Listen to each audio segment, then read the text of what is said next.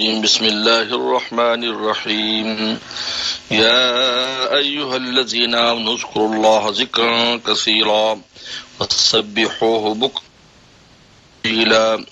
والذي يصلي عليكم وملائكته ليخرجكم من الظلمات إلى النور وكان بالمؤمنين رحيما تحيتهم يوم يلقونه سلام وأعد لهم أجرا كريما يا أيها النبي إنا أرسلناك شاهدا ومبشرا ونذيرا وداعيا إلى الله بإذنه وسراجا منيرا وبشر المؤمنين بأن لهم من الله فضلا كبيرا ولا تطع الكافرين والمنافقين ودع أذاهم وتوكل على الله وكفى بالله وكيلا يا أيها الذين آمنوا إذا نكحتم المؤمنات ثم طلقتموهن من قبل أن تمسوهن فما لكم عليهن من عدة تعتدونها فمتعوهن وسرحوهن سراحا جميلا صدق الله مولانا العظيم. اللہ تعالیٰ نے ان آیات مبارکہ میں ایمان والوں کو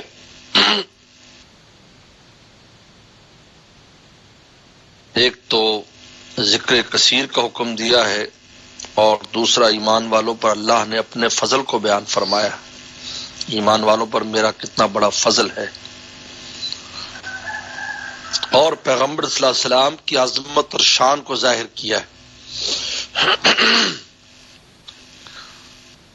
میں نے پہلے عرض کیا تھا کہ سورہ احزاب کا موضوع یہ ہے کہ پیغمبر صلی اللہ علیہ وسلم کی عظمت تمام ایمان والوں میں یہاں تک کہ ازواج مطہرات میں بھی اس قدر ہونی چاہیے کہ آپ علیہ السلام کو ذرا بھی نادانستہ طور پر بھی ایذا پہنچانے کی ممانعت کر دی گئی. جو مخلص ہوتا ہے محب ہوتا ہے اس کو دانستہ تو کبھی اس بات کی وہ ارادہ کر ہی نہیں سکتا کہ وہ پیغمبر سلام کو ایذا پہنچائے، لیکن نادانستہ طور پر اس سے ایذا ہو جاتی تو اللہ نے اس پر بھی سخت تنبیہ فرمائی، ممانعت کر دی. اور پیغمبر سلام کی شان کو بیان کیا کہ پیغمبر صلی اللہ علیہ وسلم اس عالم میں بھی اور اس عالم میں کتنی بڑی شان رکھتے ہیں، لہذا ہر وقت مومن کے سامنے ان کی یہ شان ہونی چاہیے. لہذا اپنے آداب میں، اپنی گفتگو میں، اپنے فعل اور عمل میں اور قول میں اس بات سے سخت احتراز کرے جس سے پیغمبر السلام کو ذرا بھی کسی ایذا کا شبہ ہو. اور قرآن نے واضح کر دیا کہ پیغمبر السلام کی ایذا ایک ایسی شے ہے کہ وہ تمہارے اعمال کو حبط کر سکتی ہے، ہمارے اعمال اکارت ہو جائیں گے، ساری نیکیاں ضائع ہو جاتی ہیں. اور آج بھی یہی ہے. پیغمبر سلام کی امام مالک فرماتے ہیں آپ کی زندگی میں جو حکم تھا آج آپ کے جانے کے بعد بھی وہاں پر یہی آداب ہے. چنانچہ پیغمبر صلی اللہ علیہ وسلم کے روضہ اقدس پر حاضری مسجد نبوی میں نے بزرگوں کو دیکھا کہ وہ مسجد نبوی میں اتنی آہستہ آہستہ گفتگو کرتے تھے. پوچھا بھی آپ اتنی آہستہ رازداری سے؟ انہوں نے کہا کہ یہ ہماری بلند آواز قرآن نے منع کیا ہے کہ تم اس طرح جس طرح تم ایک دوسرے سے بلا تکلف بات کرتے ہو، رسول اللہ کی محفل میں ایسی بات نہ کرو، ایسا نہ ہو کہ تمہارے اعمال حبط ہو جائیں. پوری مسجد نبوی یہ حکم. اور آپ کے روزہ اقدس پر حاضری سے تو ربی سفر میں ہی کسی نے خواب بھی دیکھا تھا تو پھر تعبیر پوچھوائی کہ وسلم کو فرماتے کہ مجھے سب سے زیادہ تکلیف ان لوگوں سے ہوتی جو یہاں کیمرے کا استعمال کرتے میرے مواجہ شریف پر. یہ آپ نے اس سے کہا، خواب میں نظر آیا، کہا کہ مجھے ان لوگوں کی سب سے زیادہ تکلیف ہوتی یہاں کیمرہ آپ استعمال کر رہے ہیں. اندازہ کیجیے. اس لیے فرمایا کہ ایمان والو اذکروا اللہ ذکرا کثیرا، اللہ کو کثرت سے یاد کرو. کثرت سے یاد کرنا میں نے پہلے بھی کئی دفعہ اپنے مواعظ میں بھی کہا کہ کثرت سے یاد کرنے سے مراد یہ نہیں کہ ہر وقت ہم اللہ اللہ ذکر اذکار کرتے رہیں، بلکہ مختلف قسمیں جو ذکر کی ہیں جب ہم اس کو انجام دیں گے تو کثرت ذکر ہو جائے گا. یعنی اللہ اللہ بھی کریں، تلاوت بھی کریں، نیک اعمال بھی کریں، اور گناہ سے بھی بچیں. گناہ سے بچنا بھی ایک ذکر ہے جس کو منفی ذکر کہتے ہیں. اور سنت کے مطابق اور سنت دعاؤں کے مسنون دعائیں ہر موقع پر پڑھیں. حضرت شاہ ولی اللہ فرماتے ہیں جب مسنون دعا ہر موقع پر پڑھی جاتی ہے تو انسان ذکر کثیر شمار ہوتا ہے، کیونکہ ہر عمل کے شروع اور آخر میں رسول اللہ نے دعائیں تلقین فرمائی ہیں. ہر تبدیلی جو میری اور آپ کی زندگی میں جہاں کوئی چینجنگ اور تبدیلی آئے گی وہاں دعا ہے. جیسے ہم اس وقت بیٹھے ہیں، اب جب ہم کھانا کھائیں گے ایک تبدیلی آ گئی تو دعا آ گئی. ہم پانی پئیں گے ایک تبدیلی آ گئی تو دعا آ گئی. ہم مجلس اٹھیں گے تو ایک تبدیلی آ گئی تو دعا آ گئی. ہم گھر سے باہر نکلیں گے تو ایک تبدیلی آ گئی تو دعا آ گئی. ہم سو رہے ہیں تو ایک تبدیلی آ گئی تو دعا آ گئی. ہم اٹھ رہے ہیں تو ایک تبدیلی آ گئی تو دعا آ گئی. ہم بیت الخلاء میں جا رہے ہیں تو ایک تبدیلی، یعنی جو آپ کی ایک حالت سے جب دوسری حالت میں جاتے ہیں تو رسول اللہ صلی اللہ علیہ وسلم اس موقع پر ایک دعا تلقین فرما دی، اور ہر کام سے پہلے بسم اللہ الرحمن الرحیم ہے. تو یہ سب اب اگر آپ دیکھیں اس پر غور کریں، حضرت شاہ ولی اللہ فرماتے جب آدمی جب کسی بھی شے تبدیلی حالت میں جب ابتدا میں دعا اور آخر میں دعا پڑتا ہے تو اس کا نتیجہ تو کہ درمیان کا عرصہ بھی ذکر میں شمار ہوتا ہے. ایک آدمی دعا پڑھ کر سوتا ہے، دعا پڑھ کر اٹھتا ہے، تو سونے کا عرصہ بھی اللہ کو یاد کرنے میں شمار ہوتا ہے، کیونکہ ابتدا اور انتہا کو لیا جاتا ہے تو بیچ والے اسی کھاتے میں. اس لیے کہتے ہیں دعا سے پہلے بھی درود شریف پڑھا جاتا ہے، دعا کے آخر میں بھی، اس لیے کہ دعا اور درود یقیناً قبول ہے تو بیچ کی دعا بھی قبول ہے. اس لیے حضرت عمر رضی اللہ عنہ کی وہ روایت ترمذی شریف میں ہے کہ دعا معلق رہتی زمین آسمان کے درمیان جب تک کہ درود شریف نہ پڑھا جائے. تو فرمایا کہ اس کو اللہ ذکرن کثیرہ، کثرت سے یاد کرو، ورنہ دل میں تو ہر وقت دھیان رہنا چاہیے اللہ تعالیٰ کا کہ اللہ کی ذات ہم پر ہے، اور اب ہر کام سے پہلے سوچے بھی اور دل میں بھی اس کو بٹھائے. وہ سب بکرت اصیلا، اور اس کی پاکی بیان کرو صبح اور شام. یہ دیکھو صبح اور شام کے اعمال، یعنی اگر ذکر اللہ اللہ کرنی ہے تو صبح شام بتائی. اس کا بہترین وقت ہے کہ صبح کو کچھ ذکر کر لو، شام کو پہلے ذکر کا بیان ہے، پھر تسبیح کا بیان ہے.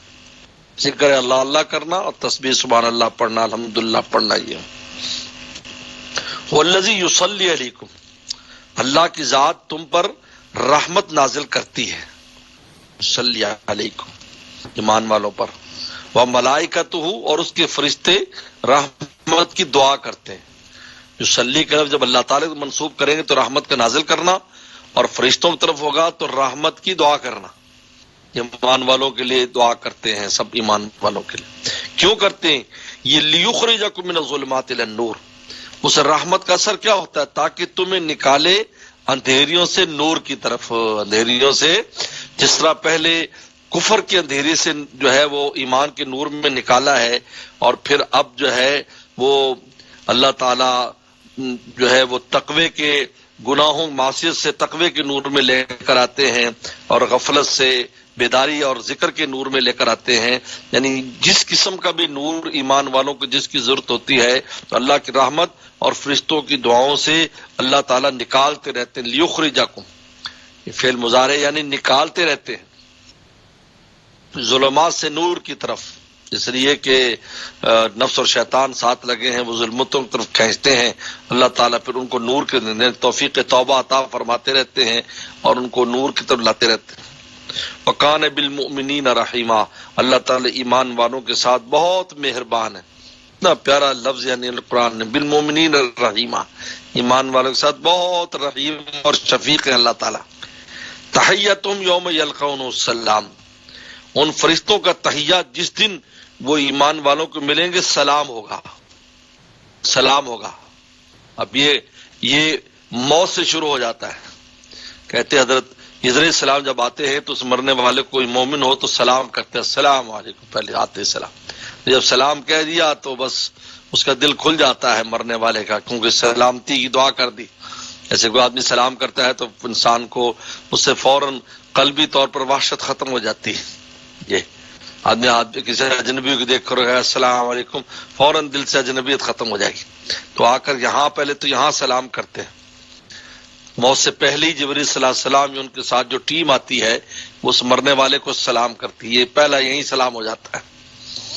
پھر اس کے بعد جب قبر سے اٹھے گا اس وقت وہ سلام کریں گے. کہتے ہیں فرشتے ایمان والوں کو سلام کرتے ہوں گے، دوسرے ایمان والوں کی وحشت ختم ہو جائے گی کہ یہاں بھی ہمارا کوئی جاننے والا ہے اس میدان محشر میں.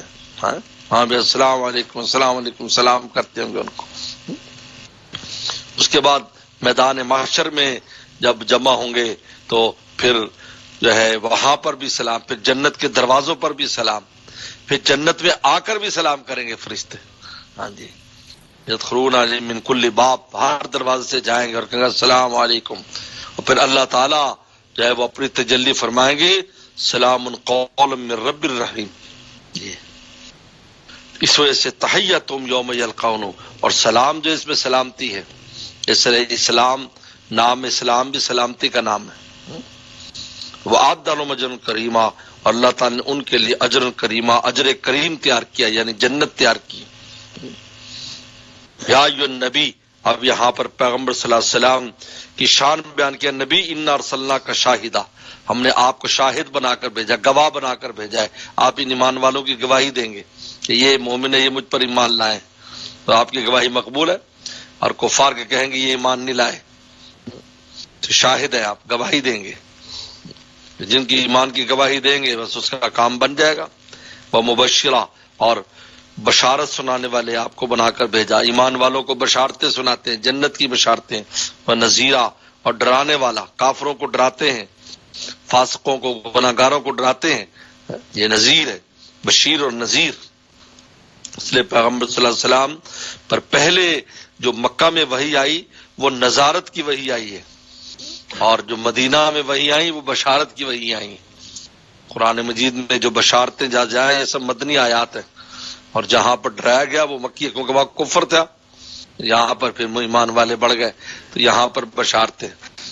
بشیروں و نذیرہ وداعیا الی اللہ باذنہ، اور بلانے والے اللہ کی طرف اس کے حکم سے بنایا، آپ کو داعی بنایا. وہ سراج منیرہ، اور چراغ اور سورج بنایا. سراج وہ چراغ ہوتا ہے سورج کی طرف بہت زیادہ روشن، منیرہ روشن کرنے والا. چراغ تو ہے، دیکھو چراغ ہوتے ہی روشن کر، لیکن جب منیر لگا دی جائے تو کتنا روشن کرنے والا ہوگا بتائیے. سراج تو سراج ہے، پھر بھی منیرہ کہا ساتھ. جیسے دوزخ کی آگ کو کہا کہ گرم ہوگی، تو آگ تو گرم ہے، لیکن وہ اس کو گرم کہہ کر بتایا کہ اس کی گرمی بہت تم تصور نہیں کرتے ایسی گرمی ہے. تو یہاں بھی سراج منیرہ کہہ کر، یعنی ایسا سورج ہے، ایسا آفتاب ہے ہمارا پیغمبر کہ جس کی روشنی سے دنیا اور آخرت کا کوئی خطہ منور ہونے سے نہیں رہ گیا. اس لیے آپ نے فرمایا، بخاری حدیث میں آتا ہے، ہوا تو آپ نے فرمایا اس مقام پر میں نے وہ چیز دیکھ لی جو میں نے کبھی نہیں دیکھی، مجھے سب چیزیں دکھا دی گئی. پورا عالم اس لیے وسلم کو معراج کرائے گی. ہر نبی کو زمین پر، آپ کو آسمانوں پر لے جایا گیا تاکہ آسمان کی ملکوت السما اور ملکوت الارض سب کچھ دیکھ لیں آپ، اور ہر جگہ آپ کا فیضان پہنچے، کیونکہ آپ کی بعثت جمی خلق کی طرف تھی، عالمی تھی آپ کی بعثت. اس لیے آسمانوں پر بھی گئے، زمین پر بھی گئے، سب زمینیں آپ کو سب کچھ دکھایا گیا. آپ میں لم اکن اریت ہوں، جو چیزیں میں نے دیکھی تھی مجھے یہاں سے اللہ تعالی نے دی، یہاں تک کہ حتی الجنت والنار، یہاں تک کہ دوزخ اور جنت بھی مجھے دکھا دی گئی. یہ سراج منیرہ، سراج منیرہ بنایا. وسلم کو سورج سے تشبیہ دی گئی. یاد رکھیں سورج میں دو باتیں ہوتی ہیں. سورج میں ایک تو روشنی زیادہ ہوتی ہے، اور دوسرا اس میں گرمی ہوتی ہے. اس لیے پیغمبر صلی اللہ علیہ وسلم جہاد کرتے تھے، جلال بھی تھا آپ کے اندر. آپ اللہ کے حکم کے نفاذ میں کسی کی نہیں سنتے تھے، اور آپ حدود قائم کرتے تھے. کسی کو ہاتھ کاٹنا ہاتھ کاٹ دو، کوڑے مارنے کوڑے لگائے جا رہے ہیں. یہ سراج ہے، سورج ہے، اور ضیاء بھی بہت زیادہ. جب سورج نکل آتا ہے تو اس وقت کہیں بھی جو چاہے اس میں ڈائریکٹ نہ بھی آ رہا ہو تو پھر بھی اس کا اثر پہنچتا ہے. یہاں نکل جائے گا تو یہاں لائٹ بند کے تو یہاں کمرے میں بند کمرے میں بھی اثر اس سورج کا ضرور پہنچے گا. اس لیے کہتے کہ جو اللہ تعالیٰ اپنے صحابہ کرام کو ستارے فرمایا کہ ستارے وہاں سے مستفاد آگے انہوں نے کیا ہے، لیکن جو جاہو جلال اور وہ جو تھا اور روشنی کی تو ضیاء فرمایا. اس لیے کہتے ہیں جو اللہ کے اولیاء کرام ہوتے ہیں وہ ان کی مثال چاند کی طرح ہے. اس لیے ان کو چاند سے تشبیہ دی ہے کہ جس سے روشن لیتا ہے، لیکن ان کی روشنی میں ایک تو ٹھنڈک ہوتی ہے کیونکہ اللہ کا کوئی ولی جو ہے وہ اللہ لوگوں سے سکھاتا ہے، وہ وہاں حدود نافذ کرنے یہ اس میں نہیں کر سکتا، وہ اس کی اجازت بھی نہیں ہے کہ وہ اپنے مریدوں پر جو ہے نا وہ تاریخ چلو بھائی تم نے جرم کیا ہے چلو اس کو کوڑے لگاؤ، اس کو اس کی اجازت نہیں ہے. اس لیے پیغمبر سراج منیرہ قرار دیا. وبشر المومنین، اور ایمان والوں کو بشارت دے دیجیے بان لهم من اللہ فضل کبیرہ، ان کے اللہ کی طرف سے بہت بڑا فضل ہے، بہت بڑا فضل ہونے والا ہے. یعنی آخرت کی جو نعمتیں ہم تو تصور بھی نہیں کر سکتے. خود رسول نے فرمایا ان نعمتوں کا خیال بھی کسی کو نہیں گزر سکتا. یہ فضل کبیر ہے. اور اللہ کی رضا اور اللہ اکبر، اللہ کی زیارت ملاقات، ایک ایک ایک ایک نعمت آخرت کی ایسی ہے. اور پھر ان نعمتوں پر دوام ہے، یعنی ہمیشہ کی. عجیب بات ہے. سب سے کہتے کسی آدمی کو، میں نے ایک بزرگ کا سنا تھا، وہ کہتے تھے اگر کسی کو کہا جائے کہ بھئی یہ جھونپڑی ہے لیکن آپ کی ملکیت ہمیشہ کے لیے، اور یہ محل ہے لیکن اس میں آپ نے 20 سال 30 سال رہنا ہے، تو کہتا عقل مند کہہ کہ جھونپڑی دے دو، یہ تو نہیں کبھی واپس جائے گی. 20 سال گزرتے کون سا ٹائم پتہ چلتا ہے. جب دنیا میں یہ عالم ہے کہ جھونپڑی جو دائمی ملے وہ افضل ہے اس سے جو دائمی نہ ہو، اور یہاں تو آخرت کی جو نعمتیں ہیں دنیا تو اس کا مقابلہ ہی نہیں کر سکتی. دنیا کی نعمتیں تو پھر اس میں کیوں، اب بتائیں ان نعمتوں کا کیسے مقابلہ ہوگا جو علی وجہ دوام ہوں گی، کبھی واپس. اس لیے اس کو وراثت قرار دیا نا، جنت کو ورثتموہا. تو وراثت کی ایک وجہ یہ بھی لکھی ہے کہ وراثت کا جو مال ہوتا ہے وہ ملکیت میں آ کے رہتا ہے، نہ بھی چاہے تو آپ کی ملکیت میں، نہ بھی چاہے تو آپ کی ملکیت میں. ورنہ آپ کوئی چیز خریدتے ہیں، کوئی آپ کو ہدیہ دیتا ہے، آپ انکار کر سکتے نہیں میں نے نہیں خرید رہی. کوئی ہدیہ دیتا جی میں نے ہدیہ، تو ہدیہ قبول کرنے نہ کرنے کا اختیار ہے. لیکن وراثت آپ کو مل کے ہی رہے گی، اور آپ کا نام جو ہے نا وہ خود بخود چڑھ جائے گا رجسٹری میں کہ جی آپ کی ملکیت میں. تو فرمایا کہ اسی طرح جنت بھی جو ہے وہ مل کر ہی رہے گی اور ہمیشہ کے لیے اس انسان کے پاس رہے. تو فرمایا کہ اس کے فرمایا ولاۃ الکافرین المنافقین، اور میں ان کافروں کا اور منافقوں کی اتباع مت کریں، یعنی ان کی طرف کان دھرنے کی ضرورت، نہ ان کے کسی مشورے پر چلنے کی ضرورت ہے، نہ ان کی طرف کان دھرنے کی ضرورت ہے. ودا اذاہم، ان کی تکلیف کو چھوڑ دے، پرواہ نہ کریں. اگر آپ کوئی تکلیف پہنچا رہے ہیں تو آپ دیکھو ایمان والے آپ کے ساتھ ہیں، ایمان والے آپ کی خدمت میں، رسول اللہ صلی اللہ علیہ وسلم سے کہا جا رہا ہے ایمان والے آپ کی خدمت میں. پہلے تو تنبیہات کی گئی ایمان والے ایسا نہیں کرنا ویسا نہیں کرنا، ازواج مطہرات کو. فرمایا دیکھو ایمان والوں پر بہت اللہ کا فضل آپ کے ساتھ ہے. لادم منافقین کیا کر رہے ہیں، کفار کیا کر رہے ہیں، دا ازاہم، ان کی ایذا رسانیوں کا خیال چھوڑیے. وتوکل اللہ، اللہ پر توکل کیجیے. وکفا باللہ وکیلا، اور اللہ تعالیٰ کافی ہے کارساز. وکیل کہتے کارساز، جو کار بنانے والا. حسبنا اللہ و نعم الوکیل اس لیے بہت اونچا جملہ قرار دیا کیونکہ اللہ بہترین کارساز ہے. اس کے بعد اگلی آیات میں نکاح کا ایک حکم ذکر کیا ہے. اب یہاں پر جو نکاح کے ایک حکم آیا ہے دراصل یہ بھی حضور صلی اللہ علیہ وسلم کی ذات سے متعلق ہے. دراصل اس میں جو واقعہ ہے اس وجہ سے یہاں حکم تو عام ہے، لیکن اس کے پس منظر میں ایک واقعہ ہے کہ پیغمبر صلی اللہ علیہ وسلم نے ریحانہ نامی خاتون سے شادی کی. جب شادی کی تو اس کو پتہ نہیں کس نے کہا یا اس کے ذہن میں کیا آیا کہ جب رسول اللہ صلی اللہ علیہ وسلم کے پاس تشریف لے گئے تو اس نے کہا کہ انی اعوذ باللہ منک، میں آپ سے اللہ کی پناہ مانگتی ہوں. یہ کہہ دیا اس نے. جب یہ کہا تو آپ نے فرمایا تو نے بہت بڑی ذات کی پناہ مانگی ہے، اور آپ واپس تشریف لے کر اس کو طلاق دے دی. تو میں آپ سے پناہ مانگتی ہوں، اللہ سے پناہ مانگتی ہوں، آپ سے بھی. آپ تو اب یہ تو پناہ تو مانگی جاتی ہے کہ وہ چیز قریب نہ آئے. تو آپ نے فرمایا کہ تو نے بہت بڑی ذات کی پناہ مانگ لی، آپ نے اس کو چھوڑ دیا۔ یہ اصل پس منظر ہے۔ تو یہاں ایک حکم بھی بیان کر دیا کہ ایسی خاتون جس سے انسان نکاح کرے اور اس کے پاس ابھی نہ گیا ہو اور اس کو چھوڑ دے، یعنی بھی خلوت نہ ہوئی ہو اور اس سے ملاقات نہ ہوئی ہو اور پہلی کوئی واقعہ پیش آ جائے اور اس کو طلاق دینے کی ضرورت پڑ جائے، تو فرمایا کہ پھر اس پر عدت نہیں ہے، اس خاتون پر عدت نہیں ہے، اور اس کو کپڑے وغیرہ رسول اللہ صلی اللہ علیہ وسلم نے کچھ کپڑے وغیرہ اور کچھ زاد راہ دے کر اس عورت کو رخصت کر دیا۔ یہ واقعہ حدیث شریف میں آتا ہے۔ تو اس کے پس منظر میں یہاں اس حکم کو دے دیا، یا ایھا الذین آمنوا اذا نکحتم المؤمنات، جب تم نکاح کرو مومن عورتوں سے، ثم طلقتموہن من قبل ان تمسوہن، پھر تم ان کو طلاق دے دو، من قبل ان تمسوہن، ان کو چھونے سے پہلے، فما لکم علیہن من عدہ، تو پھر تمہارے لیے ان پر کوئی عدت نہیں۔ عدت مرد کا حق ہوتا ہے اصل میں، تو اب تمہارے لیے ان پر کوئی عدت نہیں، تعتدونہا، جو تم شمار کرو، کوئی عدت نہیں اس عورت پر، لہذا وہ فوری طور پر آگے نکاح کرنا چاہے تو سب اجازت ہے۔ فمتعوہن، بس ان کو کچھ متاع دے دو، یہاں متاع سے مراد ہے کپڑوں کا جوڑا اور کچھ سامان وغیرہ دے دو اس کو۔ فمتعوہن، یہاں متاع سے مراد ہے، یہ متعوہن سے مراد وہ متاع ہے۔ اب متعوہن کا معنی دوسرا متاع کر لیا جائے جو بعض باطل فرقے کرتے ہیں، تو کیسے یہاں سے معنی نکلے گا؟ متعوہن یہاں متاع سے مراد ہے ان کو کچھ کپڑے وغیرہ دے دو، اور وہ جیسے حدیث میں آتا بھی ہے آپ نے کچھ کپڑے وغیرہ دے کر رخصت کر دی۔ وَسَرِّحُوهُنَّ سَرَاحًا جَمِيلًا، اور چھوڑ دو اس کو اچھے طریقے پر، یعنی معلق نہ کرو، تمہارا اگر نہیں بنا ذہن تو اس کو چھوڑ دو تاکہ وہ کہیں نکاح کرے، تم بھی آزاد ہو جائے وہ بھی آزاد ہو جائے۔ بعض لوگ معلق کر دیتے، بیوی رکھنی بھی نہیں ہے اور طلاق بھی نہیں دیتے، تو پھر یہ ذمہ داری ہے اس کے اوپر، خام خواہ میں اپنی گردن پھنسانے والے، ہر دن کی ذمہ داری ہے، نان نفقہ یہ وہ ساری چیزیں اس کی گردن پر ہے، تو بھئی جب رکھنی نہیں تو چھوڑ دو۔ سر یہ سراحن جمیلہ، یہ سر سراحن جمیلہ۔